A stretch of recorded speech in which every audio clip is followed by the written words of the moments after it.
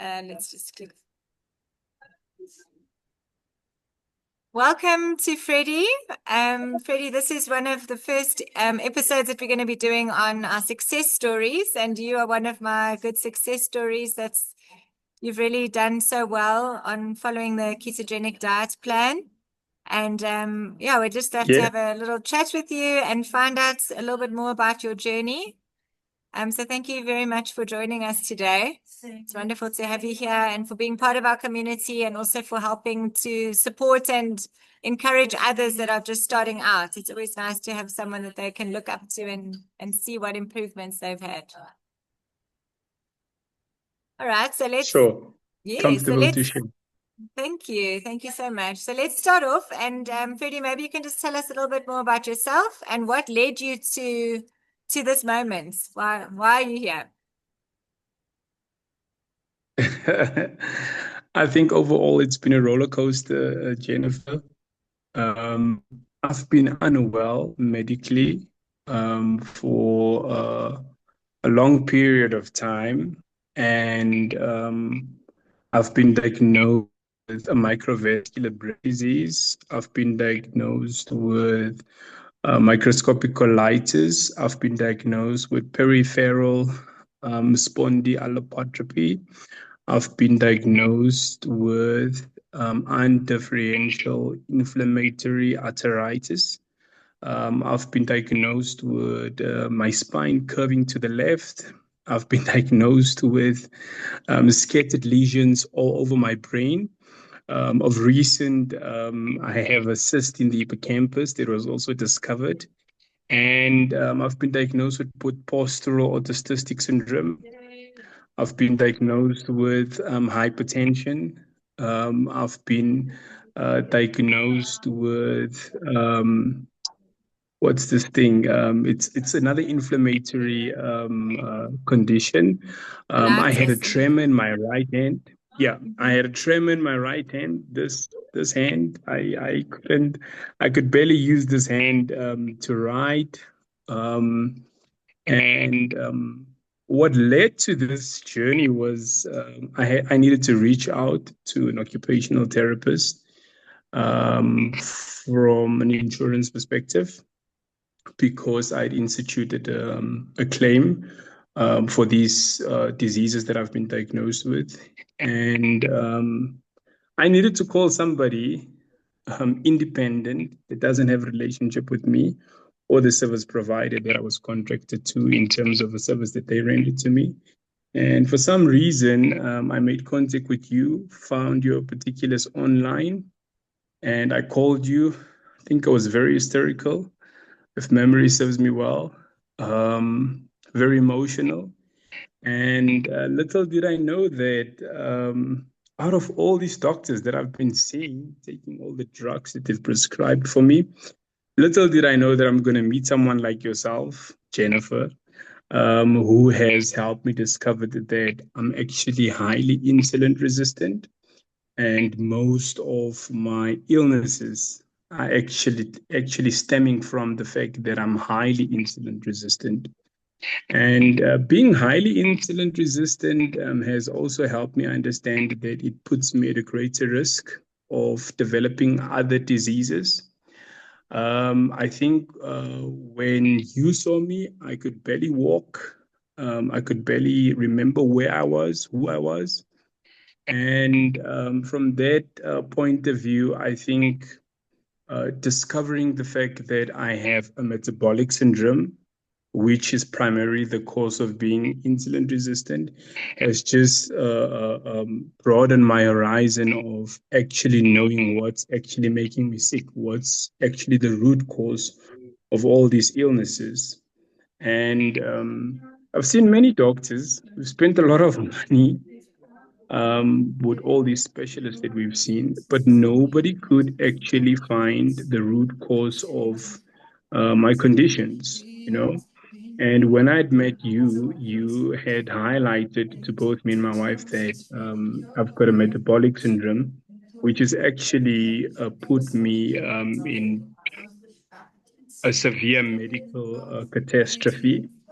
and to an extent where my balance was impaired, my grip was impaired, um, my memory was significantly impaired, and that's how I got to be introduced to um, the low carb for life. And Yeah. this is me. I'm a skinny version of what I used to look like.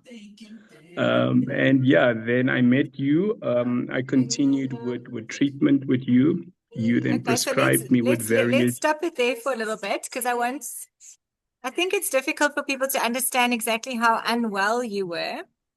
And really what I saw was chronic inflammation. And what drives inflammation is too much insulin. And at the time you were overweight, you had lost a little bit of weight initially because one of your doctors had put you on Ozempic and you'd lost a bit of weight from 142 down to about 120, 117, I think, when I saw you the first time. But if I can just say, in general, your mood was very low. You were tearful. Your balance was so bad that Freddie actually could not even walk into my practice room and fell, and we had to help you up. It was difficult for you to get in and out of the car. I think at that moment it was a very low point in your life, and you were obviously trying to get the claim passed through your insurance because you weren't able to work at that time. And there was a lot going on. And the problem, I think, for you was that you'd been to all these different doctors and no one had given you an answer or even a plan forward. Sure, So, and sure, I mean, I saw all the medical reports from all these doctors that you went to, and a lot of them, the results were normal. So they couldn't even explain to you why you were experiencing all the symptoms that you were having because it didn't correlate with what they were finding on their investigations. And there was brain scans, blood tests, um, x-rays and all kinds of things that didn't. And I think that's what the insurance was also complaining about, is that it didn't match up. There wasn't a thing that they could see, oh, you had a stroke or you had something that's causing all of this stuff. And so from my sure. knowledge and experience with the Nutrition Network and in ketogenic diets, understanding that inflammation is a driver of brain fog and impairments and poor energy. And, so that's kind of where I came from when I met you. And I think just putting it out there that you really were not well. On the cognitive assessment, you got 8 out of 30, which is severely cognitively impaired. You were not able to walk.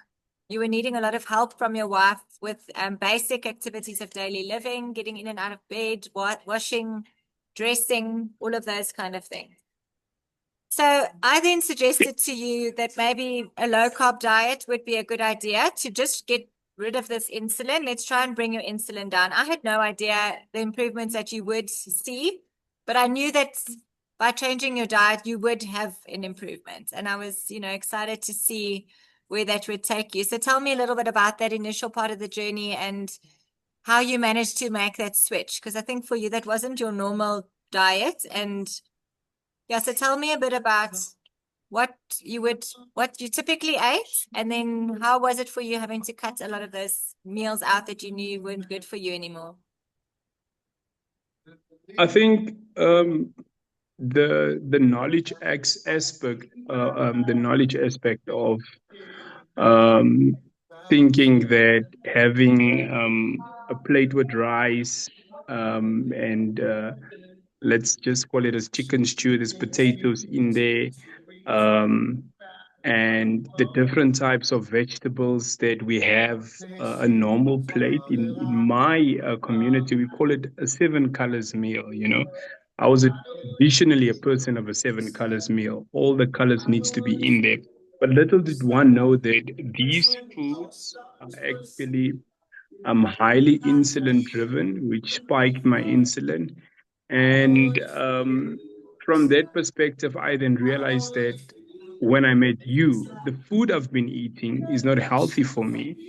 And the reason it's not healthy for me is because it's spiking my insulin. I used to eat everything, like anything and everything you can think of, right? I love bread. I love bread. I love anything that is made with wheat.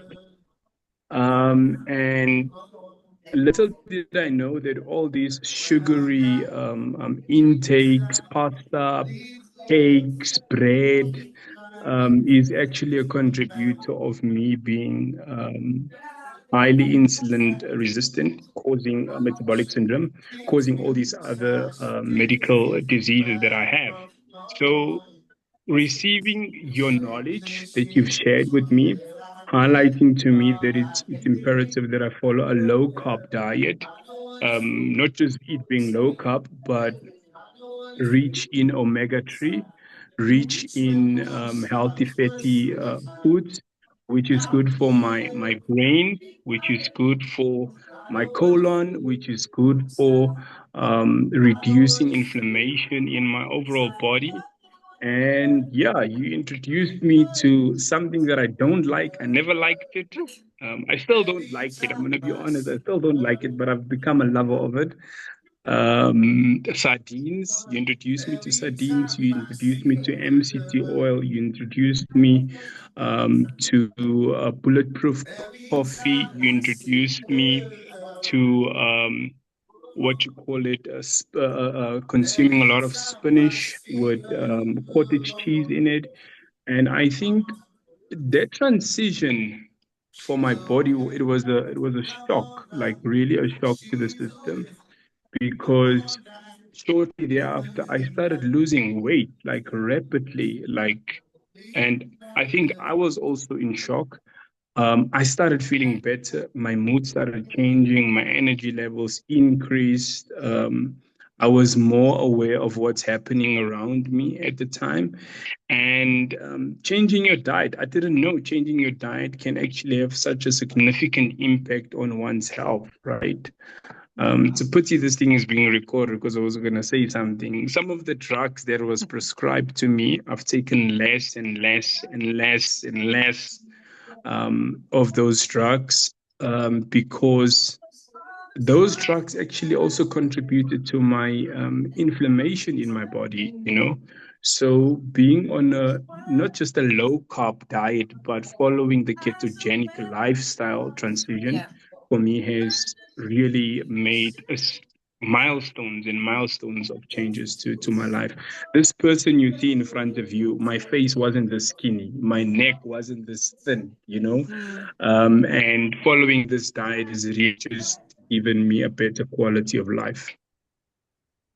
And I think one of the things that you've done so well, Freddie, is that because you were in such a low place and had basically no hope, and being told that through just changing what you eat, you could potentially improve your health. And, I think that did give you a sense of hope for your future. You're still 32. You were 32 when I met you. You're still 30, or 33 now. 32. You're I very look young. 28. I look 28 now. I look 28, Jen. Just kidding. Yeah. But I think that for you So, was the driver that, some people, it takes a long time to get to that low point of, I need to make a drastic change. You were there and you were ready to accept it and make the change. And even without necessarily giving you all the information from the very first day, you had already started to cut things out. And when I saw you again after just 2 weeks, you were then already able to walk into my practice without falling. I could see your balance was better. And the weight did come off quite quickly with you. Although it's important to note that it took a very long time for you to actually get into ketosis, even though you had cut out your carbohydrates so drastically, which is an interesting point. Um, so how did you yeah, start sticking to the diet and in terms of your well-being, how was that for you? I think the weekly check-in sessions with you helped a lot because getting into ketosis, it's discouraging. I don't want to lie to anybody. I'm not gonna sit here and say to somebody, just stick it out for 2, 3 weeks, you'll get into ketosis. I think with me significantly was the fact that I was extremely highly insulin resistant. So my insulin was extremely high and I couldn't break into ketosis. I think when we started out, it was like 0.01. after I think 2 or 3 weeks or so. So the numbers were not increasing. My sugar levels dropped significantly. I think it's the glucose count. And I just needed to be, what's the word? Persistent, show perseverance, right? Mm. And there's a lot of temptations. Oh, goodness, there's a lot of temptations, food temptations that I needed to tell myself that remember why you're not eating it, right? Remember, this is the cause of you being sick. And when we finally broke into, I think, was it 0.6, I think. I'm not sure. I think it was zero point 0.6, the 0.06. When we Mm. reached into that ketone count, I became extremely emotional because I couldn't believe that it was actually possible to achieve it. And I think the lowest was 8 point something, if memory serves me well, that we've done at the time. And I think doesn't matter how hard you try, right? Doesn't matter how well you eat. If the insulin is extremely high, it's going to take just not just 2 weeks. It's going to take more than 2 weeks. It's going to take more than 3 weeks. It's going to take more than 4 weeks to break into that ketosis. When I last saw you, I think my ketones were like 1.6, 1.0. Mm. And that was the milestone, which now told me that I'm in ketosis. My body is burning its own fat, all the unsaturated fat that's in my body. My body's feeding itself, and it's also basically healing itself. And I think Great. what was more significant to note was that when I moved into the ketosis stage, the weight just went like it just went from like it yeah. Mm. So when I started out with you, I was about 120 something kgs. Prior to that, I was about 144 kgs, and just changing my diet completely, being adherent. I mean, you can only share the information as best as you can, but it required of me to put in the work. So when I say putting in the work, not having a smoothie, just sticking it out. As I'm speaking to you, yeah, now I'm on an intermittent fasting. I last ate day before yesterday. I had a meal. I'm pushing a 72-hour fasting. I have not had anything to eat, and my body is just feeding itself from all these unsaturated fats. I weigh about 90 something. I think 96 point something or 95 point something. And I weigh every day. I shouldn't weigh every day, but I'm so obsessed with gaining any kilograms You're scared of because losing too much I now, I know, think.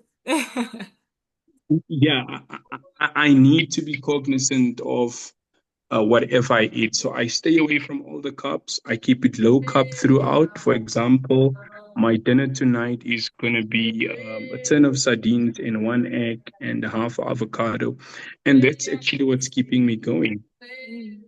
Well done, Freddie. You've done so well.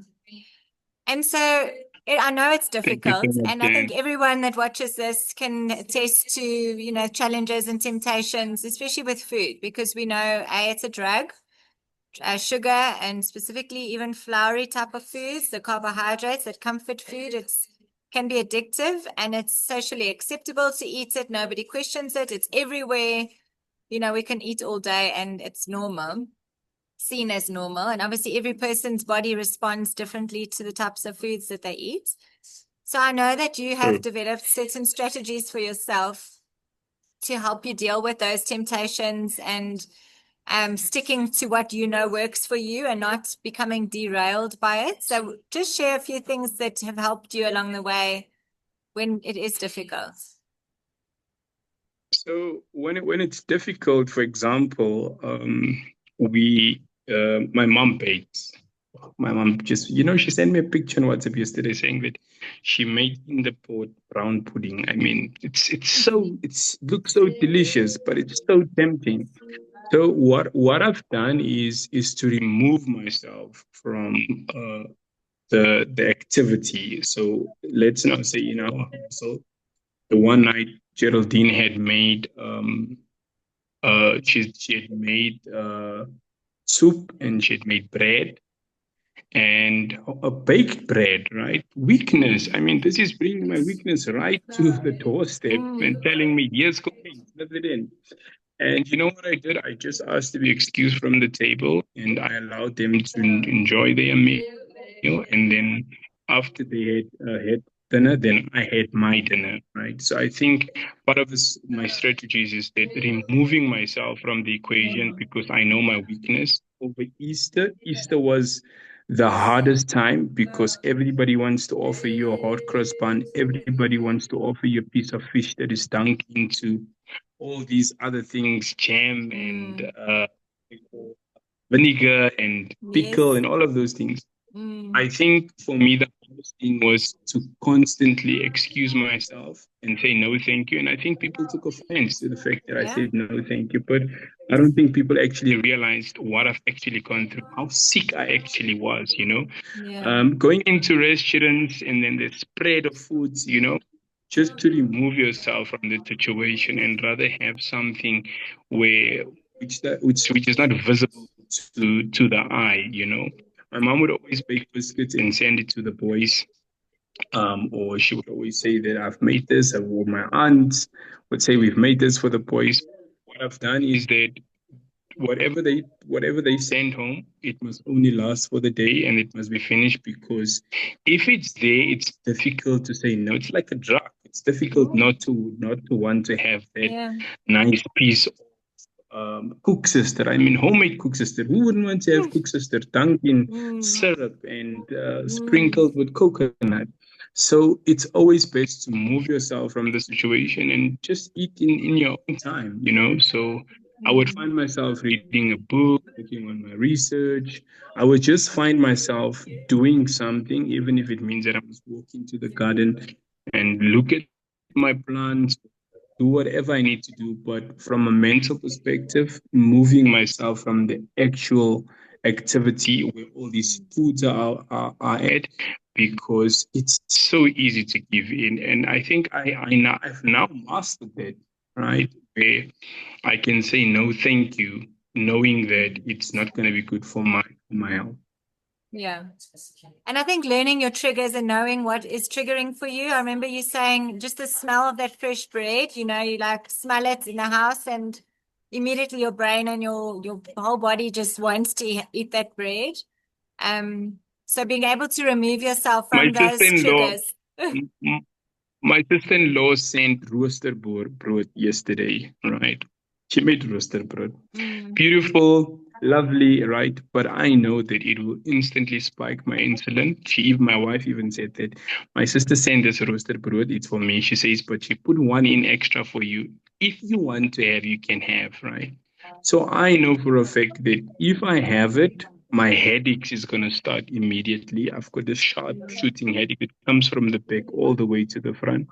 My eyes are going to become instantly red because then the frontal lobe lesions will then suppress the blood flow that needs to go to my eyes. So I just said to my wife, thank you so much, but I'm sure the boys can further indulge in this. Mm. And I think having So, that so deep it's really understanding. the adherence. Yes, but for you and for many people as well, understanding how insulin impacts your body and what food does to insulin, that is I know you've had to also explain that to other people in your family that may not be familiar with it or understand why you're not eating certain things. But that is kind of what keeps you going, knowing that your body doesn't respond well to those foods and overproducing insulin. And it's taken you 10 weeks to bring your insulin level down. And even if you just have one cheat meal, it's going to throw your insulin out again. And you're basically going to be starting from scratch. So that knowledge has also helped you to stay grounded and focused on what you're doing. Yeah, I think for me is the fact that as sorry, this thing is big, Jen. Yeah. Um, as much as as much as you don't mean disrespect towards whatever's being offered towards you. I think it's important to share that I can't have this, not because you want to be better, not because you want any special treatment. It's because of health reasons. Yeah. I am here today. I'm responsible for my health. No one else is responsible for my health. And being mentally prepared to engage in that conversation where you can say no, thank you, in a polite manner. And if somebody is adamant, you just need to say to the person, when we're alone, I'll actually explain to you why I can't have it. So that's one of the things where I needed to explain to my mom why I can't have certain foods, why I can't have the nice homemade biscuits that she makes, why I can't have a piece of cake, why. And often they associate eating healthy. For the one time, my mom offered me muesli, overnight muesli with fruits in there, and she said to me, "This is healthy." That is not healthy. There is a sugar rush, which is going to spike my insulin, and when my insulin is spiked, I'm going to have all these other symptoms. And having a tremor in your hand, like literally, it is the most difficult thing that you can have because you can't use your hand, right? And I even had to taught myself to write with my left hand because my right hand was significantly affected by the tremor, and not having any. It's not. I shouldn't say it's good to have. No, it's not good to have sugar, but our bodies also need sugar. So Jen taught me that if I want to take in a little bit of sugar, it's okay to have a 70% the 2 blocks of dark chocolate, right? It's good from a sugary perspective, but not more than that in a month. And the education behind metabolic syndrome, I think it's not well elaborated, it's not well visible for people to know that you can go to the gym, you can run all you want to run, you can exercise as hard as you want to exercise, but if you don't change your diet and follow the low carb diet, because there's many low carb diets, but for me, ketogenic diet, and me, I think we are like water and ice. When we come together, we just make things happen. And as you say, it's actually, I mean, it started by the diet, but it's a chemistry reaction. It's a chemistry in your body, and it's allowing the energy to be made a lot more easier. It's more available to you. It's a healing. It actually heals. Ketones are healing. They're signaling molecules. So just to give an idea, when I first saw you, we did a cognitive assessment, and I mean, your tremor at the time was so bad that you couldn't even draw a straight line. Writing was very difficult for you. Sure. At one point, you did have to switch to using your left hand to complete the writing task. Overall, on that, your memory was very poor, the concentration, and your score was 8 out of 30, and that was done in February of this year. And just since you've shown such amazing improvement, we've redone a lot of the tests that we did initially. And recently, you scored a 27 out of 30 on the same cognitive assessment, which is within the normal range. And I mean, I just want to Sure. highlight that we didn't work on cognitive, we didn't do any cognitive rehabilitation as such in our sessions. We did a bit of physical strengthening and general endurance training and things like that. But the majority of our time was spent discussing food and talking about how to get into the ketosis challenges that you were experiencing, monitoring your glucose and ketones to get that glucose ketone index. Some other things Yeah. that have improved, your grip strength has improved quite dramatically as well, from about 1 kilogram to within a functional range. So I think it was about 30 kilograms now. That's a huge improvement in grip strength, which also gives us an idea of your overall physical health and strength and endurance. You are now able to do more exercise and just spend more time outdoors with your children, playing, helping around the house, you getting back into work We, and doing tasks that require a lot of cognitive we did ability. bloods. Don't forget the bloods. Don't Yes, forget the we bloods. checked every Yeah. time. Yeah, yeah. We did the bloods. I went to see my rheumatologist. I think a month ago or so, a few weeks ago actually, Mhm. and she did bloods, and the inflammatory markers Yes, the is CRP. zero. Yeah, Zero. sure. Yeah. Mm. Where it was previously extremely, extremely high, she said to me, just carry on with what you're doing. And she even said to me, "Do I know that people spend a lot of money to lose the weight that I've lost?" And I think like it's like you're saying, the chemistry between my body and the ketogenic lifestyle has significantly enhanced my quality of life. I'm able to do so much more than what I could previously. I know where I am right now. Previously, I didn't know where I am. Um, I am thankful for you and the knowledge that you possess, and I wish many other people can actually make that mental decision to switch over. And it's hard in the beginning when you switch over. It's really hard. It's very hard when you switch over. I remember rusks, this Woolworths brand rusks. Those things were my addictive. I said to the auntie, here's rusks, you can take it. Not that I meant any ill, but I needed it out of the house because it's something that was comforting. Dipping it in Yeah. these homemade espressos, drinks, the Nescafe sachets. It's all just sugar, you know. So I now know that I should stay away from sugar. Sugar is not good for me. And taking in healthy sugar is also very good for me. And my healthy sugar that I take in is 70% dark chocolate. It's actually a promotion at Woolworths where you buy two for three. So I stock up Ah, on those things. And because dark chocolate is extremely expensive. I mean, And that's just that's really overall, just to get the sweet taste. There's very little sugar in there, and it's not going to there's spike very your little sugar sugar in it. level. And I think also just you're doing a lot of fasting now, intermittent fasting, so that's not going to push you out. But yes, you don't want to go and eat the whole slab of dark chocolate. But it's just to get that sweetness. It is something that's You acceptable know, on the ketogenic diet. I didn't realize this thing that I'm wearing is so big. I can see it's baggy on you. Goodness, I thought it's going to be a little bit small. No, it's So yeah, I fine. think intimate once one is mastered the art of following a ketogenic diet, the intimate fasting is so much easier to do. It comes effortless. I don't know how to explain it to somebody. Like there's no desire to eat. There's no cravings because I think my ketones are sometimes so high that I don't necessarily want to eat, and I think it's not a bad thing that I don't want to eat, but at the same time, I'm reminded by my wife that you need to at least, if you don't want to have anything, just have a tin of sardines. A tin of sardines is one of the best things that you can have. It does not spike anything, but I can instantly feel it.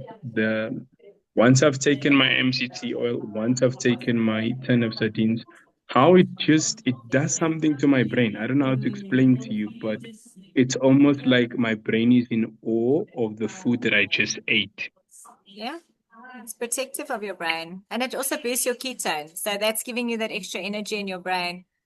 Okay, Freddie, I'm just gonna close off now. Hey, Jen. How is your future, like what is your future looking like for you now? Are you going to, I know you've been doing your research and you're wanting to get back into work. Um, Currently, I had, I think it's just over 10 applications out for an opportunity. I recently have one here. I can actually show you now. So, inspiration right now, actually, just to go back to the employment market, because personally, I feel like I'm ready. Cover letter and everything is ready. Wow. So you're It's my sending out your resume, it's CV? ready. I've updated my resume, my qualifications, all of it is there. So yeah, the focus now is just to get into employment, focus on providing for my family, and continuously focusing on my health and completing my research so that I can graduate next year with my master's degree, and perhaps I'll do a PhD if the energy is there. But yeah, I think the outlook for me is very positive. The world has got so much to offer for me. I just need to put myself out there and focus on me. I unfortunately won't be able to make everybody happy. As long as I'm happy, that's all that matters. As long as the people around me, the immediate people, understand the journey that I'm on, that's important. So yeah, I'm focusing on me now, and Well done. Yeah. I'm not in a hurry for anything. I'm also not going to say to you that any opportunity that comes my way, because I don't want to be a doormat. I've studied hard and I want my qualifications to be recognized. And I'm not asking for a favor out there. Bring me in on merit, on the basis of my experience, on the basis Yeah. of my qualifications. And that's the focus for now. Great. Well, congratulations, Freddie. Thank you for sharing your story with us today. And we wish you everything of the best for your family and yourself and for your future. And just to stick with it and stay healthy. And, you know what you know now about yourself. And I think that has really made a huge difference to you and what you're able to bring to the world. And thank you so much again for sharing. And just finally, I just wanted to know, like, for anyone new out there that is struggling with metabolic syndrome or multiple health conditions, and they don't know what's going on, what advice would you, in just one sentence, what would be your biggest advice for them? Cut out sugar. Yeah. Cut out sugar. It's the fastest cause of medical illnesses. Um, find a metabolic doctor. That's very important, right? Who will help you understand what diet is actually nutritious for your body. And don't go on all these other drugs that's out there because you don't know the risk implications that it might have for you long term. Stay away from sugar, consume a lot of water, and you need to jump onto meeting somebody like Jennifer Bruton, who's not a dietitian by profession, but who has got great knowledge of how metabolic syndrome impairs your health and how it leads to other health risks. And once you meet Jennifer Bruton, the other thing about Jennifer Bruton, she's the cheapest person that you can find from a service perspective. You've been the This cheapest is recording. medical. I'm not going to, I'm going to record. Joking. You're the cheapest medical professional that's out there who's really invested in individuals' health, who's not there to make money out of us. And I've personally experienced many specialists just out there to make money. So if I would say to somebody is start a relationship with Jennifer Bruton. Come join our Low Carb for Life community. I'm not just the only one out there. There's many of us, and the more the merrier. And there's many ways where somebody can give you advice on what is a good cheat and what is a bad cheat. So I remember with my birthday, there was a recipe that was shared, low carb cookies that my wife had made, and I enjoyed it so much.